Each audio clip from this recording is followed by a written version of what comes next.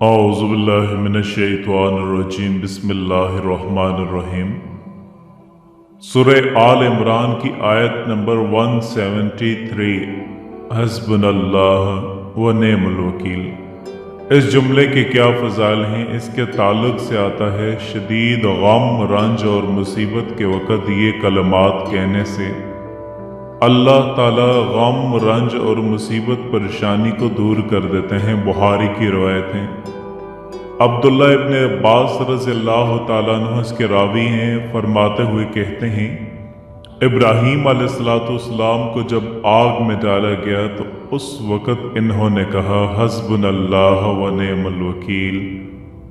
اور آپ صلی اللہ علیہ وسلم پر بھی جب کبھی مشکل آئی، پریشانی آئی، جب کبھی بھی آپ پر مشکلات اور پریشانی آئی تو آپ نے بھی یہی کہا کہ حسبنا اللہ و نعم الوکیل۔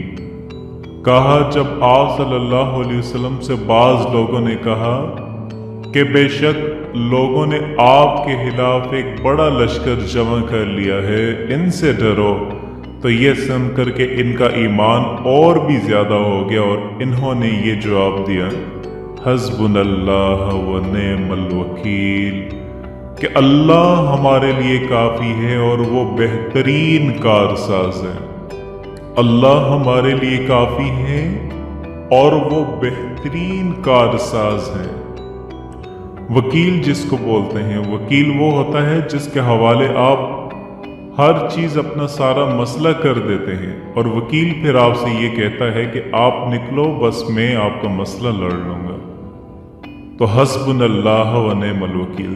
صحابہ نے کہا، اللہ کے رسول صلی اللہ علیہ وسلم نے کہا، اور ابراہیم علیہ السلام نے کہا حسبنا اللہ و نعم الوکیل۔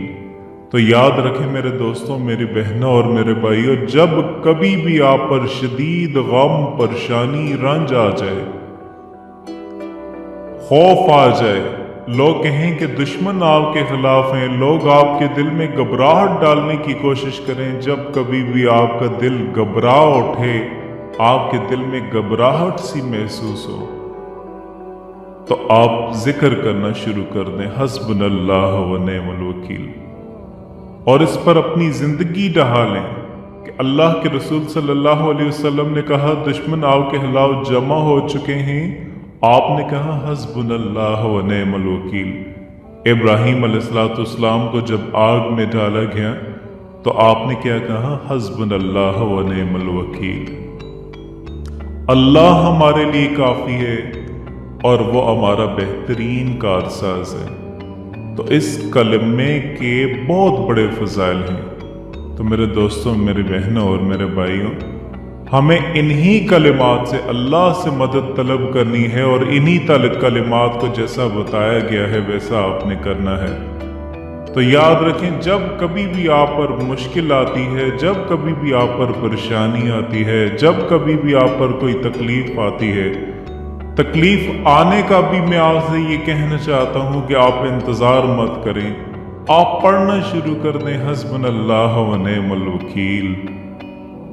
آپ پڑھنا شروع کر دیں حسبنا اللہ و نعم الوکیل، حسبنا اللہ و نعم الوکیل۔ ہر نماز کے بعد آپ روزانہ 33 مرتبہ ان کو پڑھنا شروع کر دیں۔ اگر ہر نماز کے بعد نہیں پڑھ سکتے تو دن میں کسی بھی مرتبہ آپ پڑھ دیں حسبنا اللہ و نعم الوکیل، حسبنا اللہ و نعم الوکیل۔ تو آج ہم قرآن سے کتنے دور ہیں یاد رکھیں۔ قرآن کریم کی صرف ایک آیت کا معجزہ اتنا بڑا ہے، تو آپ خود یاد رکھیں کہ پورے قرآن کریم کا پڑھنا کتنا زیادہ باعث رحمت ہوگا۔ میں آپ کو آپ صلی اللہ علیہ وسلم کی ایک بات بتانا چاہتا ہوں۔ قرآن کریم کی ایک ایک آیت ہیرے اور موتی اور جواہرات اس میں بھرے ہوئے ہیں۔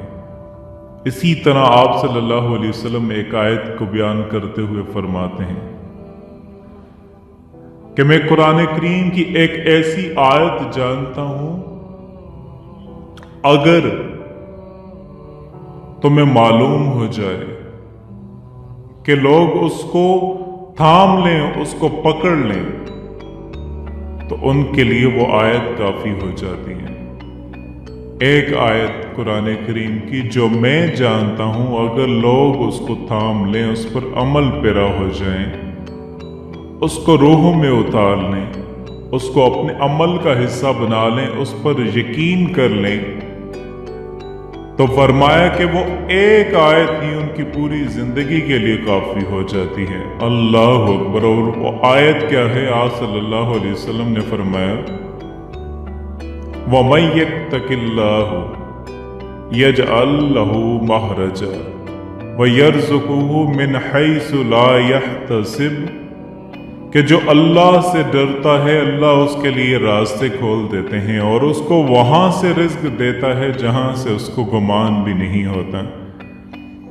मैं आपको अपनी आप बीती बताना चाहता हूं कि एक मर्तबा हम तबलीगी जमात के सफ़र पर थे, तो हमारी जमात चंद साथी उसमें ऐसे थे कि बड़ी जमात हो गई थी और एक गाड़ी करना हमारे लिए मुश्किल था। मैं और एक और साथी वो एक अलग गाड़ी में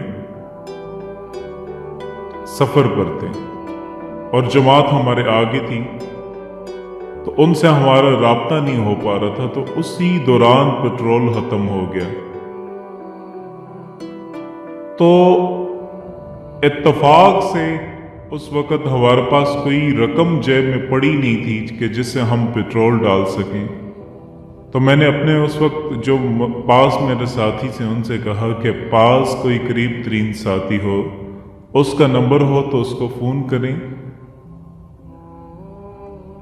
कि हमें थोड़ी सी रकम भेज दें ताकि हम गाड़ी में थोड़ा सा पेट्रोल डाल दें, और अगर करीब कोई दोस्त अहबाब हो तो हम इतना सफ़र कर सकें कि उस तक पहुंच जाएं।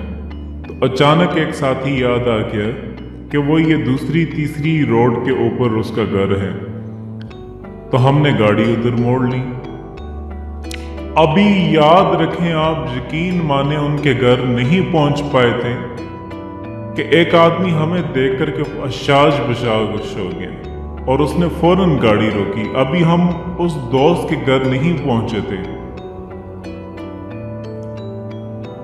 वो हमें मिला, वाकफियत भी थी, लेकिन इतनी ज़्यादा उससे वाकफियत और शनासाई नहीं थी। तो किसी इज्तिमा में उसने बुलाया था, तो मुलाकात हुई थी, वहाँ बयान करके आए थे। तो वो उस दौरान इस्लामाबाद आए होते हैं, तो हमारी वहाँ पर मुलाकात हो गई। तो वो जल्दी से जेब में हाथ डाल करके कुछ रकम थी उसके पास, वो पेश करके कहने लगा कि वो 2-3 साल पुरानी बात है। कहा, आप एक जलसे में गए थे, हम आपकी कोई खिदमत करना चाहते थे लेकिन आप पकड़ाई नहीं दिए, तो ये है आपका तोहफा। होता ये है कि अगर कोई नजराना पेश करे तो मैं कहता हूँ नहीं, आप ना लेकर गए, लेकिन ये लम्हा ऐसा था कि मैंने कहा आप ले आए, कि आपको किसी ने भेजा है। वयर्ज़ुकुहु मिन हैसु ला यहतसिब, मेरे रब का वादा है कि अगर तुम उस पर भरोसा करो तो फिर वो आपको वहां से देगा तो जहां से आपको गुमान भी नहीं होगा। ये आपको याद होगा, ये रावलपिंडी में आगे एक टूल प्लाजा हुआ करता था, ये गोल्डा मोड़ वाली साइड पे, ये मानसेरा की तरफ जो रोड जाती है। तो हम 3 दिन का मुसलसल सफ़र करके आए, तो जो रकम थी वो रास्ते में ख़त्म होगी। तो जेब में जब हाथ डाला तो हमारे पास कोई इतने पैसे भी नहीं थे कि वो टूल वाले को दे सकें। तो मैंने अपने ड्राइवर से ये कहा कि आपके पास कुछ है, तो वो कहने लगा नहीं मेरे पास भी कुछ नहीं है। तो मैंने कहा चलें इससे उधार कर लेते हैं, इसको हम कहते हैं कि हम करीब ही रहते हैं, आप भी जाके आपको भेज देते हैं। तो हमारे से जो अगली गाड़ी थी उसने उससे कहा कि ये जो पीछे वाले हैं ना, आप इनके भी काट लें। उसने हमें पहचान लिया, उसने कहा ये जो पीछे गाड़ी आ रही है इसके भी काट लें। तो उसने पीछे मुड़ के देखा, उसने कहा अच्छा ये वो आलिम हैं, आप भी रख लो, तुम भी जाओ और वो भी जाए। تو ہم نے ایسے یقین مانے، میں نے اپنی زندگی میں اللہ پر یقین کرنے کے ایسے بہت زیادہ مناظر دیکھے۔ تو اللہ کے محبوب صلی اللہ علیہ وسلم فرماتے ہیں قرآن میں ایک ایسی آیت ہے کہ اگر تمہیں پتہ چل جائے اور اس پر تمہارا عمل ہو جائے تو تمہیں وہاں سے رزق دے گا جہاں سے تمہیں ذہن و گمان بھی نہیں ہوگا۔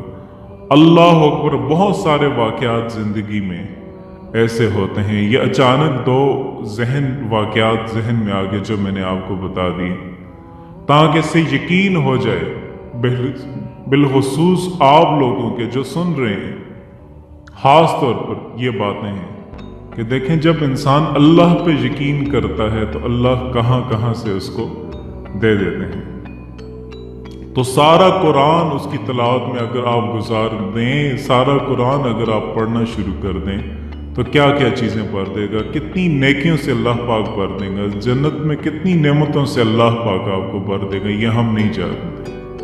تو میرے دوستو، قرآن مجید سے آپ دل لگائیے اور اس کو ایسا ہی سمجھیں جیسا سمجھایا گیا ہے۔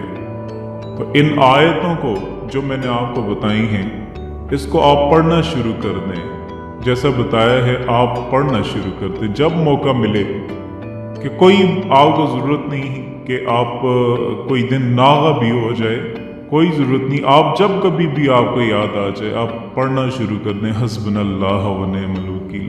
پھر آپ دیکھیں اللہ پاک کی آپ کو غیبی مدد کہاں کہاں سے آتی ہے۔